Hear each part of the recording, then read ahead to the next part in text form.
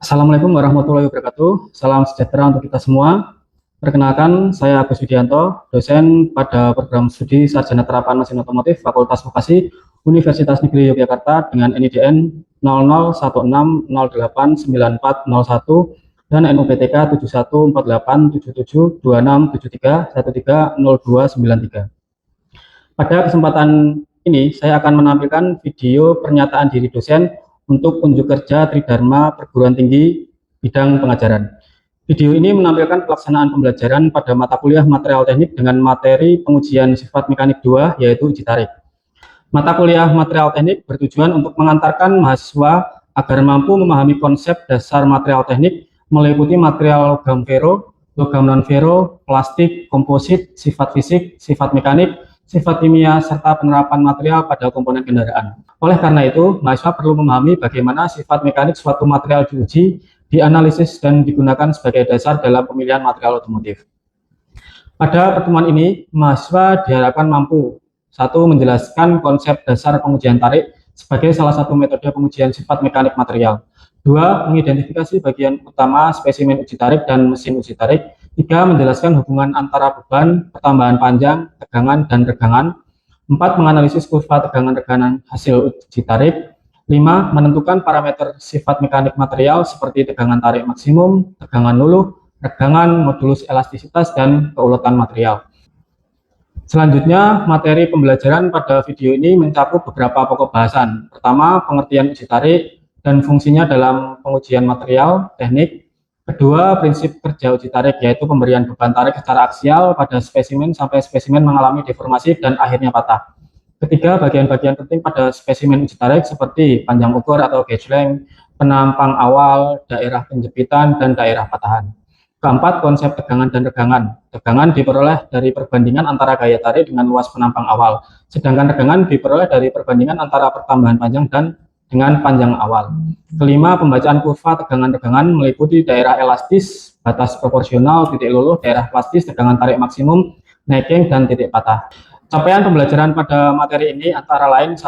Mahasiswa diharapkan mengetahui definisi uji tarik, mampu membaca data pengujian, menghitung parameter mekanik, menafsirkan kurva tegangan-regangan, serta memberikan alasan teknis mengapa suatu material cocok atau tidak cocok digunakan pada komponen otomotif tertentu. Kedua, mahasiswa mampu memahami dan menganalisis sifat mekanik material berdasarkan data hasil pengujian tarik. Metode pembelajaran yang digunakan dalam perkuliahan ini meliputi ceramah interaktif, diskusi, tanya jawab, studi kasus, analisis data sederhana, dan penguatan konsep melalui contoh aplikasi pada bidang otomotif. Pembelajaran juga diarahkan agar mahasiswa aktif menjawab pertanyaan, mengungkapkan pendapat, dan menghubungkan teori material dengan kondisi nyata di industri otomotif. Penilaian pada mata kuliah material teknik dilakukan melalui beberapa komponen, yaitu pertama, tugas individu atau kelompok, studi kasus atau proyek, presentasi, partisipasi aktif dalam diskusi, ujian tengah semester, dan ujian akhir semester. Pada video ini, evaluasi dilakukan secara formatif melalui pertanyaan lisan, diskusi singkat, dan penilaian partisipasi mahasiswa dalam menjawab pertanyaan terkait konsep uji tarik. Selain itu, mahasiswa juga diberi tugas menganalisis contoh kurva tegangan, regangan, dan mengidentifikasi parameter sifat mekanik material dari kurva tersebut. Komponen penilaian dalam mata kuliah material teknik meliputi 5% untuk partisipasi kehadiran, 10% untuk tugas, 15% untuk UTS, 50% untuk studi kasus, dan 20% untuk UAS. Dalam video ini terdapat 3 aspek yang ditampilkan, yaitu delivery, interaction, dan assessment. Aspek delivery ditunjukkan melalui penyampaian materi secara sistematis, dimulai dari persepsi, penjelasan konsep dasar, rumus, pembacaan kurva tegangan-regangan, contoh aplikasi otomotif, studi kasus, dan kesimpulan. Pada penyampaian materi dilakukan beberapa dengan bantuan media visual berupa slide, gambar spesimen uji tarik, skema mesin uji tarik, dan kurva tegangan-regangan. Pada aspek interaction ditunjukkan melalui tanya jawab dengan mahasiswa, pertanyaan pemantik, diskusi kasus, pemilihan material, serta pemberian kesempatan kepada mahasiswa untuk menyampaikan pendapat atau bertanya. Interaksi ini bertujuan untuk meningkatkan keterlibatan mahasiswa, melatih kemampuan berpikir kritis, serta menghubungkan konsep teori dengan aplikasi nyata di bidang otomotif. Pada aspek ketiga, yaitu assessment, ditunjukkan melalui penilaian formatif berupa pertanyaan lisan, diskusi singkat, pengamatan partisipasi mahasiswa, serta tugas analisis kurva tegangan-regangan.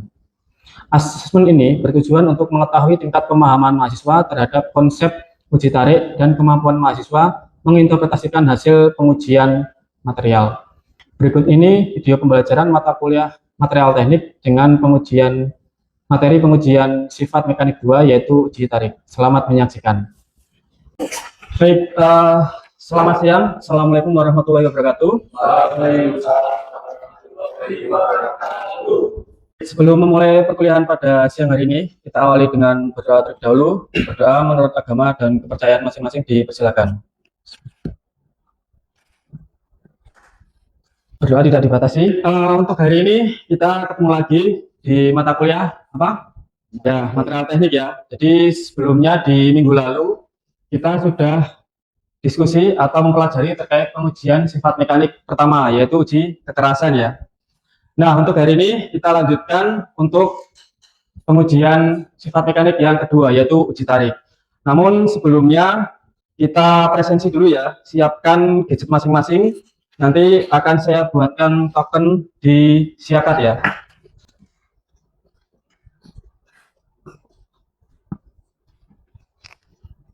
Ya, ini token presensinya ya, silakan bisa di input dulu. Sudah? Ya. Oke. Baik, untuk hari ini kita akan lanjutkan materi terkait pengujian sifat mekanik yang kedua, yaitu uji tarik. Nah, nanti kurang lebih gambarannya seperti ini ya. Ini adalah contoh dari spesimen uji tarik. Nah, nanti akan kita pelajari kenapa dia bentuknya seperti ini ya. Dan ini sebenarnya adalah grafik apa atau kurva apa. Oke, nah kenapa di material itu bisa terjadi yang namanya kegagalan, khususnya di otomotif ya. Misalkan di baut ini, contoh kalau di baut ini yang sering terjadi kegagalan, contohnya apa? Patah ya. Oke, patah. Kemudian kalau untuk poros transmisi ini, kira-kira apa yang biasa terjadi kegagalan di material porosnya ini? Aus. Apalagi? Ya, patah giginya kalau di roda giginya ya. Kalau di porosnya ini, selain aus, kira-kira bisa apa? Ya, betul, bisa deformasi ya, atau perubahan bentuk ya, karena dia menerima beban yang berlebih. Kemudian contohnya misalkan di rangka kendaraan ini, kira-kira apa yang terjadi? Apa mas? Korosi. Terus apalagi yang bisa terjadi pada rangka kendaraan selain korosi? Bodinya bisa melintir. Oke, yang terakhir, misalkan di bracket ini ya. Nah, di komponen otomotif kan banyak sekali bracket-bracket ya. Nah, bracket ini juga bisa mengalami kegagalan ya. Oke, jadi nanti kita akan pelajari bagaimana cara menentukan material yang sesuai untuk misalkan baut, poros, rangka, dan bracket ini ya. Karena penentuan material itu sangat berpengaruh ya. Misalkan kita mau menggunakan baut ini untuk apa ya? Nah, nanti kan penggunaan materialnya bisa disesuaikan ya. Oke, next. Nah, kemudian mengapa kita perlu menguji material? Nah, contohnya ini ya. Ini ada sebuah gear yang mengalami kegagalan desain ya. Nah, salah satunya mungkin karena digunakan contohnya di transmisi ya. Nah, transmisi kan ada roda gigi seperti ini ya. Nah, itu bisa saja dia mengalami kegagalan seperti ini ya, apabila pemilihan materialnya itu tidak sesuai. Nah, pemilihan yang tidak sesuai bisa menyebabkan deformasi yang berlebih ya. Nah, misalkan deformasinya itu terlalu tinggi, nah, nanti ketika dia beroperasi dalam jangka waktu yang lama, dia lama-kelamaan bisa terjadi patah ini ya. Nah, sehingga solusinya apa? Solusinya pertama kita harus tahu material itu pasti memiliki ini ya, pertama kekuatan ya. Nah, setiap material itu memiliki kekuatan masing-masing. Contohnya misalkan antara besi dengan aluminium, kira-kira kuat mana mas? Besi. Misalkan besi dengan baja, lebih kuat? Baja. Nah, seperti itu ya, tapi nanti tergantung penggunaannya juga ya. Kemudian nanti ada yang namanya keuletan. Keuletan itu apa? Apa mas? Kelenturan. Ada lagi? Keuletan itu apa? Definisinya?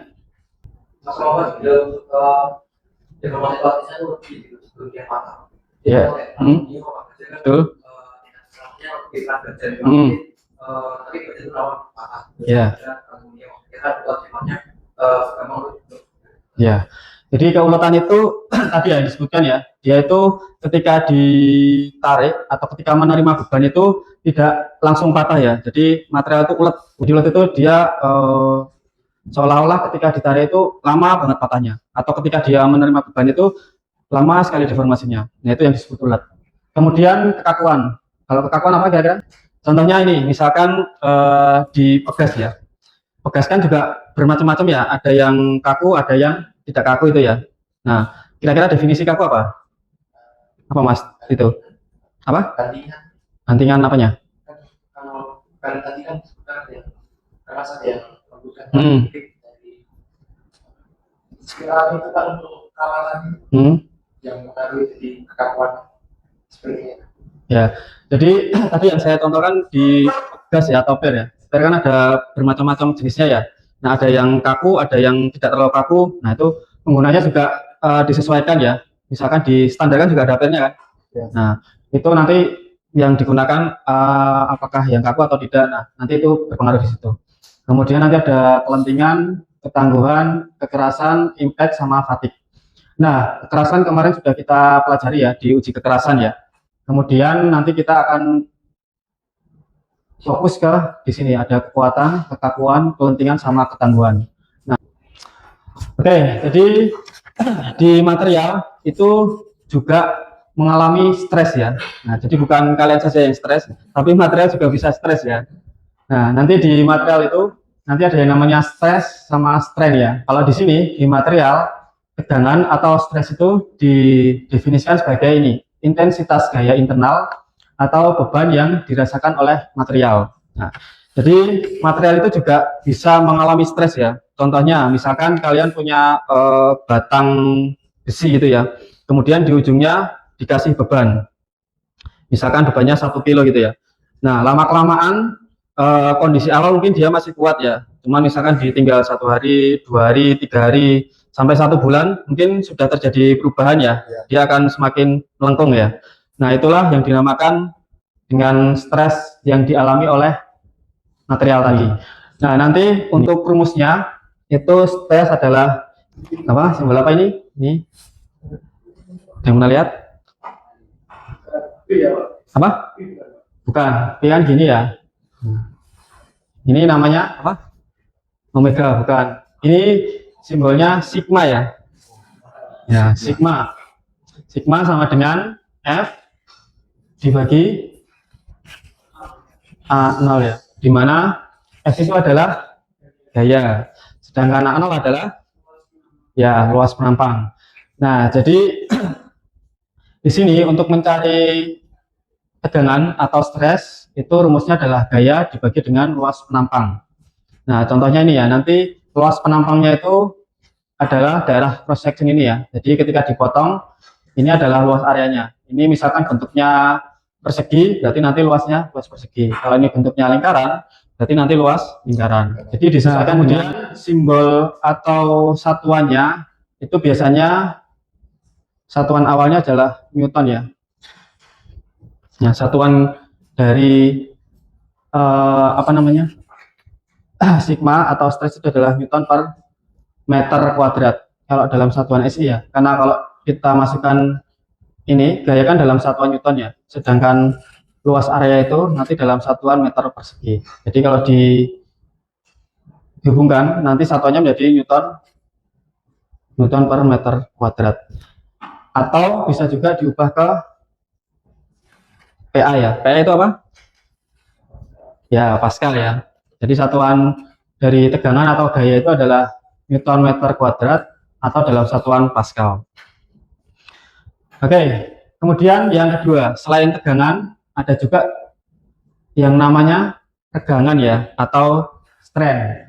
Nah, definisi strain itu adalah respon fisik seberapa banyak material itu berubah bentuk ya. Gambarannya seperti di sini. Nah, ini kan misalkan kita punya besi tadi ya, plat, kemudian dikasih beban. Nah, ketika bebannya 1 kilo itu kan semakin turun ya, tambah 2 kilo lagi dia semakin melar lagi. Nah, itulah yang dinamakan dengan tegangan ya atau pertambahan panjangnya. Kemudian simbolnya adalah apa ini? Ada yang tahu simbol apa ini? Ya, betul, epsilon ya. Jadi untuk regangan simbolnya adalah epsilon.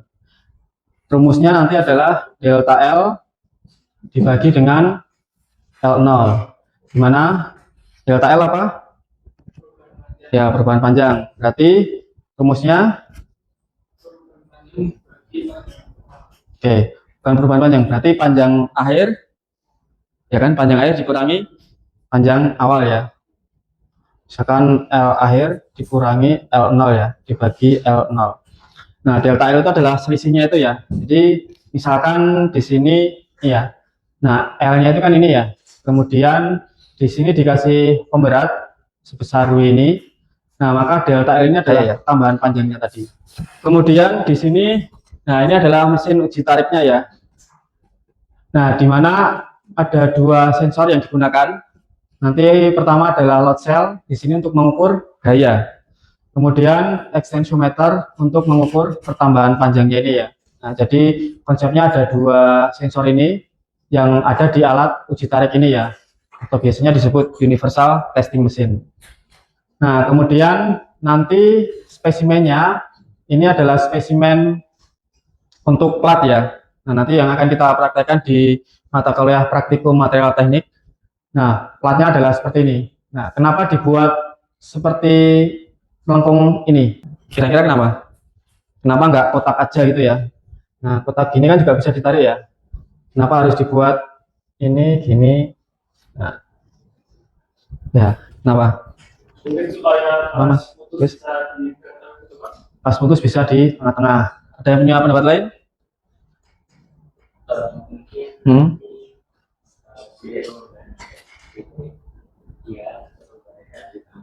Ya, titik pembarannya di tengah. Jadi kenapa dibuat ini? Kalau dalam istilah material itu seperti tulang anjing ya, atau biasa disebut backbone ini. Nah, kan hampir sama ya. Jadi material uji tarik itu dibuat backbone ini supaya ketika ditarik itu konsentrasi patahnya pasti ada di daerah yang kecil ini ya. Jadi, tadi sudah benar ya. Nah, kemudian nanti ada beberapa hal yang perlu diketahui dalam spesimen ini ya. Pertama nanti ada gauge length ini ya. Nah, gauge length ini adalah panjang. Nah, ini untuk penentuan titiknya ini terserah ya. Yang penting di area yang kecil ini ya, bisa agak ke sini tapi jangan terlalu mepet sini ya. Nah, biasanya diambil tengah-tengah seperti ini di titik ini. Nah, ini adalah gauge length-nya. Kemudian yang perlu diketahui lagi ini yang besar ini nanti digunakan untuk grip selection ya. Jadi untuk menjepit di bagian atas ini. Ini kan ada gripnya ya. Nah, jadi untuk menjepit. Di sini ada diameter atau lebar ya, tergantung spesimennya itu dia bentuknya bar atau plat. Kalau bar berarti diameter, kalau plat berarti nanti lebar ini. Kemudian spesimen lainnya adalah total panjangnya, dan nanti ada satu lagi ketebalan ya, perlu diperhatikan karena untuk menghitung luas areanya. Oke, selanjutnya ini metamorfosisnya tadi ya, dari persamaan tadi. Nah, nanti ini data mentah yang dihasilkan dari mesin uji tarik ya. Jadi ketika nanti praktikum material teknik, itu hasil data yang didapat itu adalah gaya dan juga pertambahan panjang ya. Nah, itu nanti data mentahnya. Kemudian kalian perlu menghitung luas area untuk mendapatkan stresnya dan juga menghitung delta L-nya untuk mendapatkan epsilonnya. Nah, nanti grafiknya seperti ini. Nah, nanti akan saya jelaskan. Oke, nah ini nanti perjalanan spesimen dimulai ya. Nanti gambarannya seperti ini nanti. Jadi ketika di awal ini, nah kemudian mulai ditarik ini ya, sampai nanti akan putus. Nah. Oke, pertama fasenya adalah ini ya, yang namanya deformasi elastis. Jadi, nah saat ini ada di sini nih, gayanya mulai naik, kemudian regangannya mulai bertambah panjang gitu ya. Material ditarik di sini sampai nanti batasnya di sini ya. Kemudian, nah nanti dia akan terus mengalami kenaikan ya. Material itu ditarik sampai dia akan mengalami kenaikan terus, dia akan semakin melar ya, sampai nanti dia akan putus ya. Yang namanya modulus elastisitas ini ya. Nah, modulus elastisitas itu di sini itu rumusnya ini ya, delta sigma dibagi delta epsilon untuk mencari modulus elastisitas. Jadi pada logam semakin tinggi temperaturnya, maka modulus elastisitas akan turun ya, atau material menjadi kurang kaku. Nah, jadi modulus elastisitas itu menunjukkan kekakuan dari material. Semakin besar modulus elastisitasnya, maka material itu akan semakin ya kaku. Begitu pula sebaliknya ya. Nah, selanjutnya ini ada yang namanya kekuatan luluh ya, atau yield strength, atau disebut titik kritis ya. Nah, di sini merupakan daerah perbatasan antara zona plastis dan elastis ya. Nah, sekarang ada di sini. Nah, nanti biasanya akan terlihat ya ketika material ditarik, itu dia akan langsung signifikan naik, kemudian akan mulai agak melandai ini ya, sampai nanti dia akan patah. Nah, selanjutnya ketika ditarik lagi, dia akan berada di titik maksimum ini ya, atau biasa disebut ultimate tensile strength, atau kekuatan maksimumnya itu ya. Terakhir adalah fracture ya, atau patah. Jadi ini kenapa turun? Nah, tadi karena dia udah semakin melemah ya, jadi nanti dia akan melar makin panjang kan, dan di daerah tengah ini akan terjadi necking ya, penyempitan itu ya. Nah, penyempitan kemudian gayanya akan semakin turun sampai nanti dia patah. Nah, kita juga bisa menghitung ya daktilitas atau keuletan dari patahnya tadi ya, dengan menggunakan rumus ini. Seberapa besar elongationnya, LF dikurangi L0 dibagi L0 dikali 100%. Jadi hampir sama seperti perhitungan tadi untuk elongationnya tadi ya, atau regangan tadi. Kemudian untuk reduction areanya, nah ini penampangnya seperti ini ya. Jadi nanti kalau bisa dilihat, dia akan terjadi penyempitan di bagian tengahnya ini ya. Nah ini akan semakin menyempit. Nah itulah yang nanti diukur untuk mencari area reductionnya ini ya, atau reduksi penampangnya ini. Ini terkait pengaruh suhu ya. Jadi suhu itu juga bisa berpengaruh ya. Jadi material itu misalkan disimpan di suhu minus 100 derajat sama di 0 derajat dan diuji, nanti hasilnya akan berbeda.